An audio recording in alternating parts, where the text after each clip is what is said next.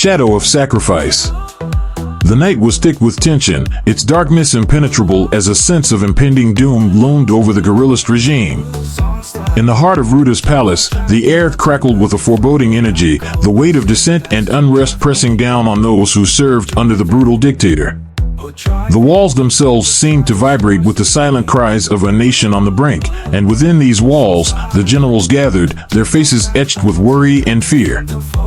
General Kodo, a man of unwavering principles and a deep sense of duty, could no longer stay silent. The sight of countless bodies in the streets, the screams of the innocent echoing in his mind, had driven him to the brink. He knew the risks of speaking out against Ruda, but he could not, in good conscience, continue to support the violent suppression of the people. Dr. Ruda, Kodo began, his voice steady but laden with the weight of his words. We must reconsider our approach. The people's cries cannot be ignored forever. If we continue down this path, we risk the very foundation of our nation. We should negotiate, acknowledge Kodo's innocence, and listen to the people. The room fell silent, the other generals exchanging uneasy glances. Ruda's eyes narrowed, his expression darkening with every word that spilled from Kodo's mouth. You suggest we negotiate? Ruda spat, his voice dripping with contempt. You dare propose that we bow to the demands of traitors and rebels? You question my authority? Kodo met Ruda's gaze unflinchingly, his heart pounding in his chest. Dr. Ruda, it is not about questioning your authority. It is about preserving the unity of our nation. Water can carry a boat, but it can also capsize it. If we continue this bloodshed, we may find ourselves drowning in the chaos we've created. The tension in the room became unbearable, the other generals frozen in their seats, afraid to move, afraid to breathe. Ruda's face contorted with rage, and in one swift motion, he reached for his gun. Without hesitation, he aimed and fired, the deafening crack of the gunshot echoing through the chamber. General Kodo crumpled to the floor, a single bullet hole in his chest. His eyes, wide with shock, slowly dimmed as the life drained out of him. The room remained deathly silent, the other generals too stunned to react, their horror palpable as they stared at the fallen man. Let this be a lesson to any who dare defy me, Ruda snarled, his voice cold and emotionless. We will crush this rebellion with force, and anyone who stands in my way will meet the same fate as Kodo. The remaining generals, paralyzed by fear, nodded in silent agreement, their loyalty to Ruda solidified by the raw display of his ruthlessness. The room, once filled with men of power and ambition, now felt like a tomb, suffocating in the stench of blood and fear. Meanwhile, in the suffocating confines of his prison cell, Kodo sat in silent contemplation, the echoes of Kodo's final moments lost to him. The chains that bound him were a physical manifestation of the oppression that weighed heavily on his soul, but within the silence of his cell, he found a certain clarity of thought. His mind drifted to the greats of the past, figures who had shaped the course of history through sheer force of will, wisdom, and sacrifice. But even as he reflected on their greatness, he recognized the transience of their power. Every one of them had ultimately succumbed to the relentless march of time. Kodo's reflections were interrupted by the faint sound of footsteps approaching his cell. The door creaked open, revealing the warden, a man who had once been a staunch enforcer of the regime but who had, over time, come to question the morality of his actions. The warden, a tall and gaunt figure, held a sharp saw in his hand, his eyes betraying a conflict of emotions. Kodo, the warden whispered, his voice barely audible over the oppressive silence of the prison. I cannot bear to see this injustice any longer. I am here to set you free. Kodo's gaze met the warden's, and for a moment, neither man spoke. Then, with a slow nod, Kodo extended his hands, allowing the warden to saw through the metal cuffs that bound him. The sharp blade made quick work of the chains, and with each stroke, Kodo could feel the weight of his captivity beginning to lift. Why did you do this? Kodo asked, his voice steady despite the turmoil brewing inside him. The warden hesitated, locking eyes with Kodo. I've done terrible things in the name of this regime, he admitted, his voice quivering with guilt. But I believe you can bring the change we so desperately need. I ask only one thing in return. Please pray for my soul, for I fear I am beyond redemption. Kodo remained silent, but his eyes reflected an understanding and shared burden. The warden, sensing Kodo's unspoken promise, nodded and motioned for him to follow. They moved swiftly through the winding prison corridors, the warden leading with the precision of a man who knew every nook and cranny. At last, they reached the main hallway, where 4 prison officers stood guard, oblivious to the unfolding events. The warden approached them with a calm, authoritative air that concealed his true intentions. "We're moving the prisoners," he announced, his voice steady. "Escort us to the main gate." The officers, unsuspecting and compliant, formed up around Kodo and the warden. But as they reached a secluded part of the corridor, the warden sprang into action. Drawing a concealed pistol, he fired swiftly and accurately, taking down 2 officers before they could react. The remaining officers, stunned and disoriented, drew their weapons, but Kodo seized the moment. He lunged at the nearest officer, and a brutal struggle ensued, fists and gunshots exchanged in a deadly dance. Driven by a primal will to survive, Kodo fought with the ferocity of desperation. The loose handcuffs on his wrists became weapons, smashing into the skull of one officer, knocking him out cold. The second officer, panicked, fired wildly, the bullet grazing Kodo's shoulder but failing to stop him. With a final burst of strength, Kodo wrestled the gun from the officer's hand and ended the fight with a single, precise shot. Silence fell over the hallway, the bodies of the fallen officers lying motionless on the cold stone floor. But the warden had not escaped unscathed. Amid the chaos, he had been struck by a stray bullet. Slumping against the wall, blood poured from a wound in his abdomen as he looked up at Kodo with a pained expression. "Kodo," the warden gasped, his voice weak and strained. "I did what I could, but this is the end for me." Kodo knelt beside him, his heart heavy with the weight of what had transpired. The warden, his breathing labored, reached out with a trembling hand, gripping Kodo's arm. With "my last breath," the warden whispered, blood trickling from the corner of his mouth, "I beg you, pray for me in heaven." "Your Holiness." Moved by the warden's final plea, Kodo nodded solemnly, the words hanging in the air like a sacred oath. The warden loosened his grip, and with his last trembling breath, his eyes closed forever. Kodo slowly rose, his body aching, his mind reeling from the violence that had erupted in his quest for freedom. But there was no time to mourn, no time to dwell on the losses. As night continued to fall, Kodo moved swiftly, blending into the shadows, leaving behind the fallen and broken, a stark reminder of the steep price of freedom. Outside, the city roiled with unrest, the sounds of protests growing louder and more ferocious with each passing hour. But even as the storm raged, Kodo's mind remained clear. He knew his escape was only the beginning, that the true fight for justice had just begun. And as he vanished into the night, one thought gripped him: he would not rest until the sacrifices for freedom were honored, until the blood spilled was avenged, and until the people's cries for justice were answered. The dawn of shadows. In the hidden recesses of a dimly lit sanctuary, far from the prying eyes of Ruda's regime, Kodo stood before his most trusted followers. The flickering candlelight cast long shadows on the walls, mirroring the gravity of the task that lay before them. Kodo's presence commanded respect and attention, his voice a quiet yet powerful force that carried the weight of a plan so audacious it could topple the tyrant who had ruled over the continent with an iron fist. "We have reached a point where words alone will not suffice," Kodo began, his gaze sweeping across the room, meeting the eyes of each of his followers. "Ruda's tyranny has gone unchecked for too long, but we are the architects of change. It is time to act, to reclaim our freedom, and to restore justice to this land." His words resonated deeply within those gathered, each one committed to the cause with an intensity that bordered on fervor. Kodo outlined the plan with meticulous detail, knowing that the success of their mission depended on precision and unwavering commitment. Every role was assigned with care, each person entrusted with a task critical to the overall strategy. "You," Kodo said, pointing to a group of seasoned protesters, "will be the face of our movement. Your task is to lead continuous protests, to keep the military's attention fixed on the streets. Let them think they are quelling the resistance while we work in the shadows."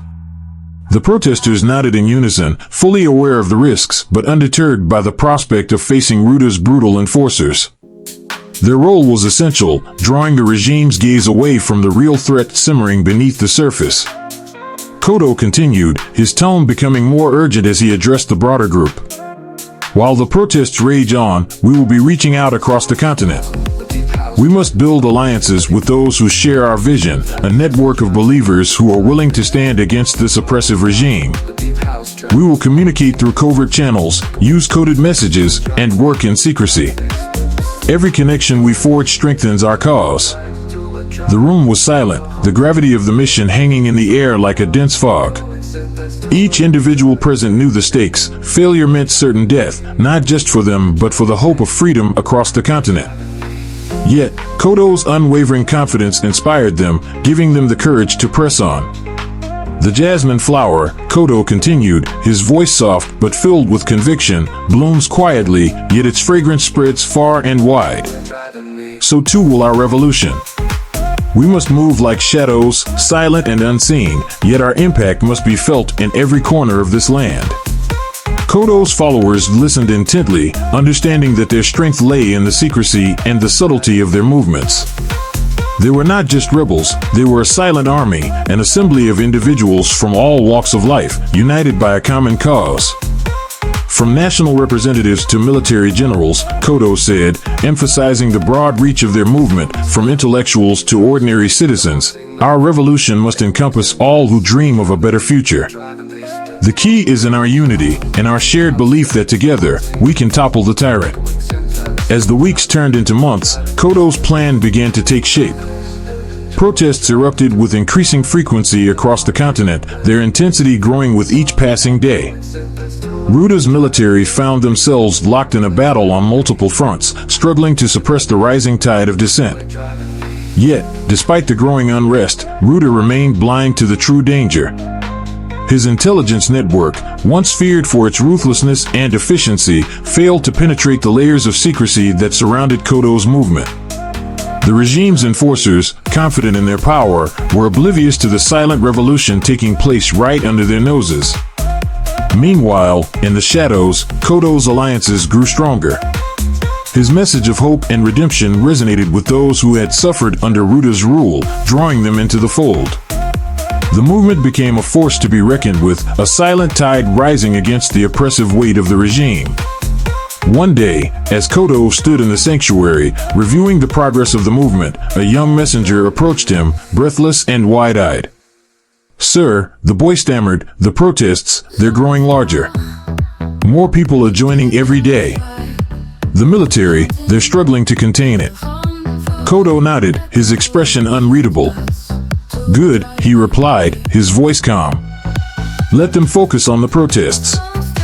Our work is far from done." The protests served their purpose well, diverting the attention of Ruda's forces while the real work of the revolution continued in the shadows.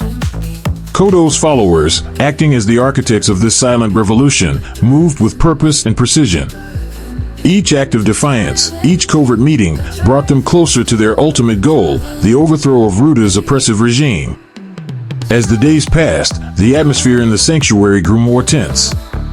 The weight of the impending confrontation loomed over them all, but Kodo remained steadfast, his resolve unshaken by the challenges ahead. He knew that their actions were not just about removing a tyrant from power, but about giving the people of the continent a future free from fear and oppression. Meanwhile, on the streets, the protests continued to grow in size and intensity. The people, emboldened by the knowledge that they were not alone in their struggle, became more defiant in their demands for justice and freedom. The military's attempts to suppress the demonstrations only fueled the anger of the masses, and the clashes between protesters and soldiers grew increasingly violent. Ruda, consumed by his obsession with maintaining control, grew more paranoid with each passing day. He saw enemies everywhere, even among those closest to him. His advisors, once confident in their positions, now lived in constant fear of incurring the dictator's wrath. The tides of rebellion. In a momentous turn of events, Kodo, the spiritual leader who had once been shackled in a guerrilla's prison cell, was now elevated to the highest position of military authority, the chairman of the War Council. This prestigious position, symbolizing the pinnacle of strategic command, was a testament to the unwavering trust and confidence that the people and the military forces of the resistance had placed in him. The War Council, an assembly of military generals from the liberated nations of Leonias, Tegera, Birais, and Wolfia, was now united under Kodo's leadership, each nation bringing its own unique military expertise and strategic insight to the table. Notably absent from this coalition were Hyaenia and Leopardia, two nations notorious for their oppressive dictatorships and unwavering allegiance to the guerrillists. Kodo, now bearing the heavy responsibility of orchestrating the resistance against Ruda's tyrannical regime, wasted no time in laying out his audacious plan. His strategy was both bold and meticulously calculated, a dual-pronged assault that aimed to strike at the very heart of guerrillist power, both from within and without. We will divide our forces and our efforts, attacking on multiple fronts, Kodo began, addressing the gathered generals with the calm confidence of a seasoned leader. His eyes, sharp with determination, scanned the room, ensuring he had the full attention of every military mind present. The guerrillists believe they are invincible, but they have not faced a coordinated attack like the one we will launch. The generals, hardened by years of battle and war, listened intently. Tegera's General Varric, a bear of a man with a reputation for his ferocity in battle, nodded approvingly. "What do you propose, Chairman?" Varric asked, his voice gruff but respectful. Kodo laid out his plan with precision. "Internally, we will stoke the fires of dissent within guerrillist itself. Our network of followers has already planted the seeds of rebellion, protests, strikes, and acts of defiance will rise in frequency and intensity. The guerrillist regime will be forced to turn its focus inward, dividing its attention and resources." General Anaya of Leonias, a woman known for her sharp intellect and tactical brilliance, leaned forward, her keen mind already working through the implications of Kodo's strategy. And externally, she prompted, her tone eager for the details of the military offensive. "Externally, we will strike from all sides," Kodo continued, his voice firm. Tegera and Wolfia will mobilize their forces for a ground assault along guerrillists' western and eastern borders. Meanwhile, Leonias and Birais will launch a maritime infiltration, bringing troops into guerrillist territory under the guise of trade vessels. Our troops will be deployed in small, discreet groups, moving under the cover of darkness to infiltrate deep into enemy territory. General Horam of Birais, a seasoned strategist with a weathered face and a mind as sharp as any blade, stroked his chin thoughtfully. "It's a bold plan," he acknowledged, "but it hinges on maintaining the element of surprise. If guerrillist catches wind of our movements, they could fortify their defenses and turn the tide against us." Kodo nodded, fully aware of the risks involved. "That is why our followers within guerrillist will play a crucial role. They will ensure that the arrival of our forces by sea goes undetected. Their loyalty to our cause is unwavering, and they will provide clandestine support wherever possible." The room fell silent as the weight of Kodo's words settled over the assembly. The plan was ambitious, but it was also their best chance to topple Ruda's regime and bring freedom to the continent. General Laros of Wolfia, a man with a reputation for his unwavering loyalty and disciplined approach, broke the silence. "The people believe in you, Kodo. They see you as more than just a leader, they see you as their hope for a better future. We will follow your lead." Kodo's gaze softened, a rare flicker of emotion crossing his face. "This is not just about me," he said quietly. "This is about all of us, about the people who have suffered under Ruda's tyranny for far too long. This is about giving them a future where they can live in peace and freedom. We fight for them, and we fight for the generations that will come after us." The generals exchanged determined glances, the resolve in the room growing stronger with every word Kodo spoke.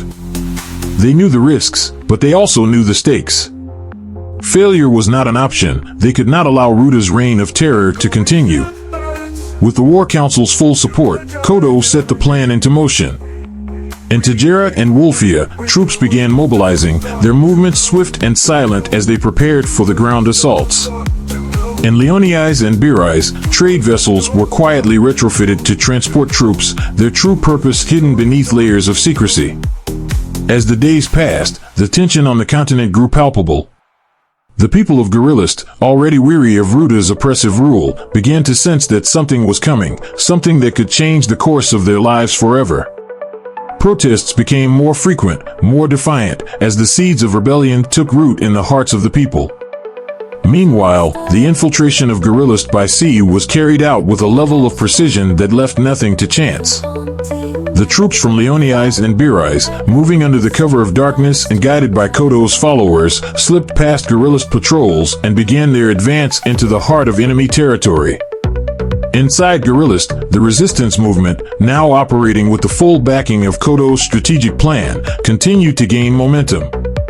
Acts of defiance against Ruda's regime grew bolder, from sabotage of military supplies to the dissemination of anti-Gorillist propaganda.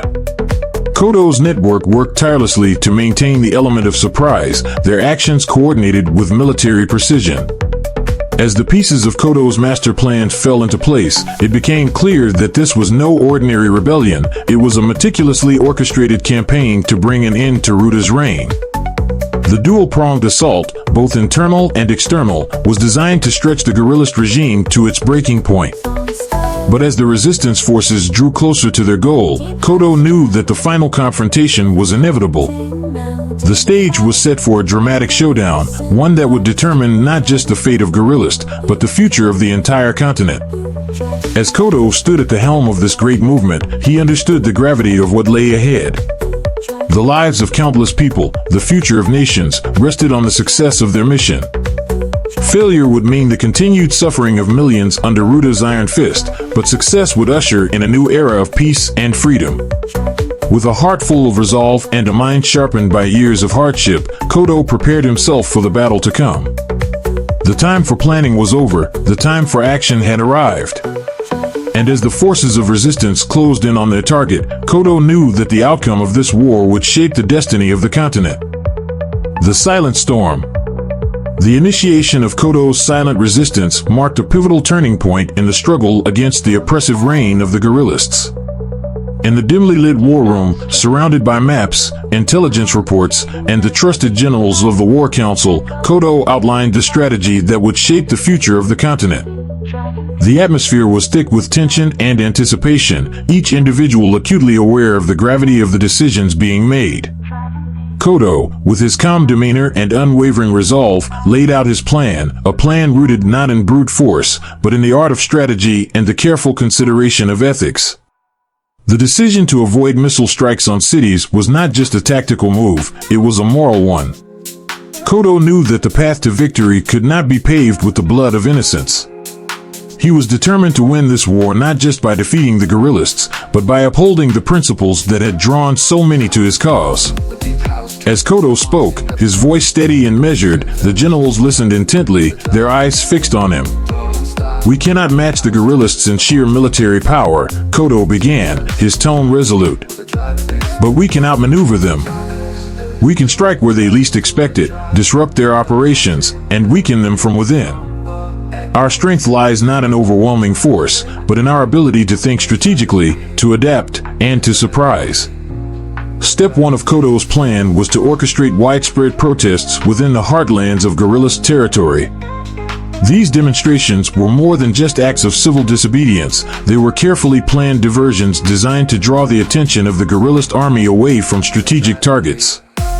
By tying up a significant portion of Gorillist forces in the cities and towns, the protests would create openings for the resistance to exploit. "These protests will serve as the first wave of our assault," Kodo explained, pointing to key locations on the map. They will be coordinated to erupt simultaneously across Gorillist territory, forcing the regime to spread their forces thin. "The people have already shown their willingness to stand up against Ruda's tyranny. Now, we will give them the opportunity to strike a blow for their own freedom." The generals exchanged glances, their expressions a mix of admiration and concern. They knew that the protesters would be putting themselves in great danger, but they also understood the necessity of this move. The Gorillists had to be weakened from within before any external assault could have a chance of success. Step 2 involved the launch of a powerful offensive from Tajera and Wolfia. These two nations, with their well-trained armies and strategic positions on guerrillists' western and eastern borders, would deliver a coordinated assault designed to force the guerrillists into a defensive posture. The objective was not to conquer territory, but to draw out the guerrillist forces, stretch their resources, and expose their vulnerabilities. General Varick of Tajara, a man known for his ferocity in battle, spoke up. "Our troops are ready, Chairman. We'll strike hard and fast, keep them on their heels. But we'll need to be prepared for a strong counterattack." Kodo nodded. "Indeed. That's where Step 3 comes in. While the guerrillists are preoccupied with the attacks from Tajara and Wolfia, we'll move to the next phase." Step 3 was perhaps the most daring of Kodo's plans. As the guerrillist army mobilized to respond to the external assaults, Birais and Leoniais, along with the resistance forces, would infiltrate the guerrillist capital of Hunxi. This would not be a frontal assault but a covert operation, with troops quietly slipping into the city through various entry points, exploiting the chaos and confusion that would ensue. General Anaya of Leoniais, her sharp mind already working through the logistics, raised a question. "Chairman, the infiltration will require precision and coordination. How do we ensure that our forces can move undetected?" Kodo turned to her, his expression thoughtful. "We'll use the same networks that have kept the resistance alive within Guerrillist. Our supporters inside the capital will guide our troops, provide safe houses, and help us navigate the city. The element of surprise is our greatest ally. The guerrillists will be so focused on the external threat that they won't see us coming." The room fell silent as the generals absorbed the enormity of what was being proposed.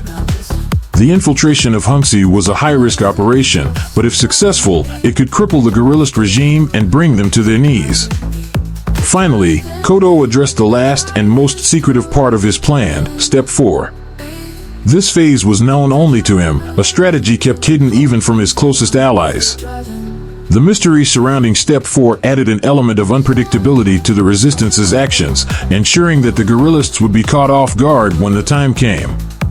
"The final phase of our plan," Kodo said, his voice lowering slightly, "is one that I must keep to myself for now.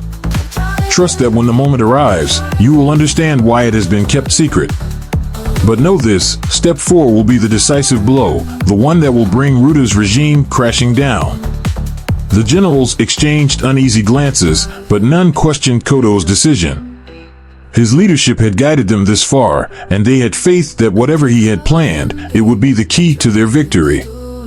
As the meeting concluded, Kodo's followers prepared to set his plan into motion. The protests were organized with meticulous care, their timing synchronized to create the maximum impact. The armies of Tajara and Wolfia began their preparations for the assault, their movements swift and coordinated. In Birais and Leoniais, troops were discreetly mobilized, ready to slip into the guerrillist capital when the time came. The stage was set for an epic confrontation, a battle not just of armies, but of wills. Kodo's strategy was one of patience and precision, of using the enemy's strengths against them and exploiting every weakness. It was a strategy that recognized the limitations of the resistance forces and turned those limitations into advantages. But as the wheels of Kodo's plan began to turn, the stakes grew higher with each passing day. The resistance was now fully committed, and there was no turning back. The future of the continent hung in the balance, and the outcome of this conflict would determine the fate of millions. In the days that followed, the streets of Guerrillist were filled with the sound of protest, the voices of the people rising in defiance against their oppressors. The Guerrillist regime, caught off guard by the scale and coordination of the demonstrations, scrambled to maintain control. But as the resistance's plan unfolded, it became clear that this was no ordinary uprising. The silenced warning. After months of meticulous preparation, the resistance forces across Tajara, Leoniais, Birais, and Wolfia stood poised for war. Tension crackled in the air, the final signal for battle awaited from Kodo.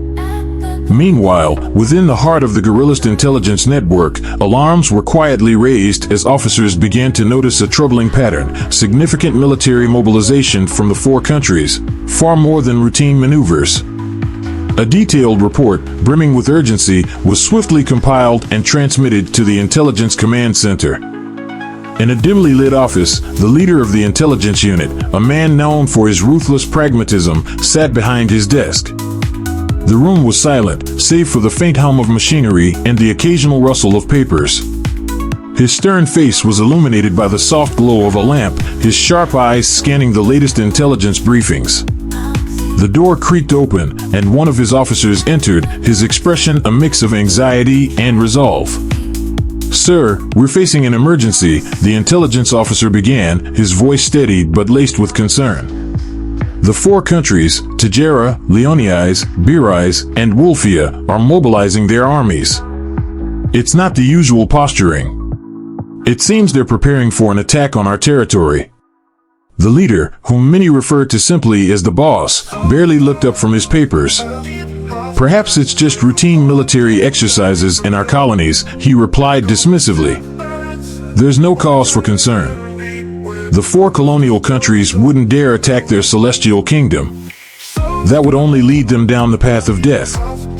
The officer, undeterred by his superior's nonchalance, stepped closer to the desk, his voice growing firmer. "Sir, intelligence suggests that this is the most significant military mobilization since the last war ended.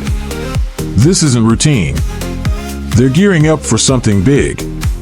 We need to report this to the Datu immediately." The boss finally looked up, his eyes narrowing as he studied the officer's face. "No, they wouldn't dare," he repeated, his tone more forceful. "You're overreacting." "With all due respect, sir," the officer pressed on, his frustration beginning to show, "if we don't take this seriously, we could be caught off guard. The Datu needs to know. I request permission to escalate this to his attention." For a moment, the room was silent, the air thick with tension.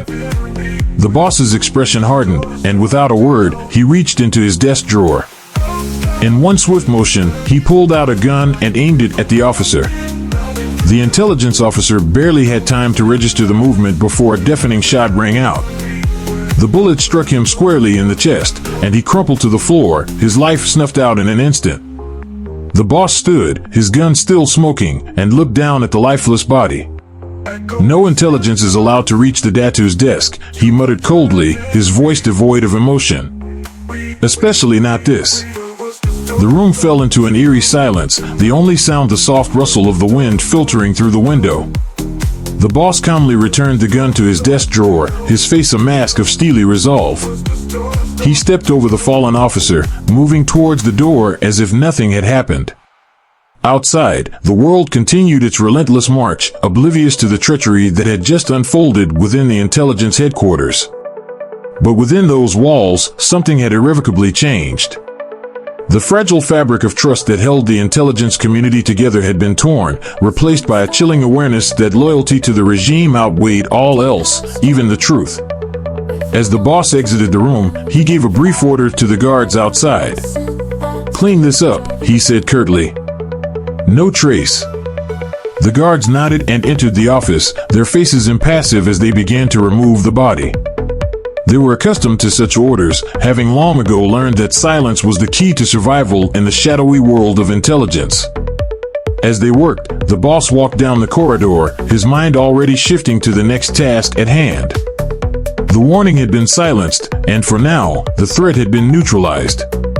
But the boss knew that the storm was still coming, one that would test the limits of even his ironclad control. As he reached his private office, the boss sat down and began drafting a new report, one that would downplay the significance of the military mobilizations, framing them as minor exercises. He knew the Datu would read the report and dismiss any concerns, just as he had intended. But even as he penned his careful lies, a gnawing doubt lingered at the back of his mind. The intelligence officer's words echoed in his ears, a reminder that the truth could not be silenced forever. The storm was coming, and when it arrived, no amount of deception would be able to stop it. Outside the intelligence headquarters, the wind picked up, rustling the trees and carrying with it the scent of change. The people of Gorillist, long oppressed under Ruda's rule, were stirring. And though they did not yet know it, the seeds of rebellion had been sown, watered by the blood of those who dared to speak the truth. The storm was coming, and it would sweep across the land with a fury that would leave no stone unturned. In the quiet corners of the resistance, Kodo and his followers waited, biding their time, knowing that the moment of reckoning was fast approaching. And when it came, they would be ready.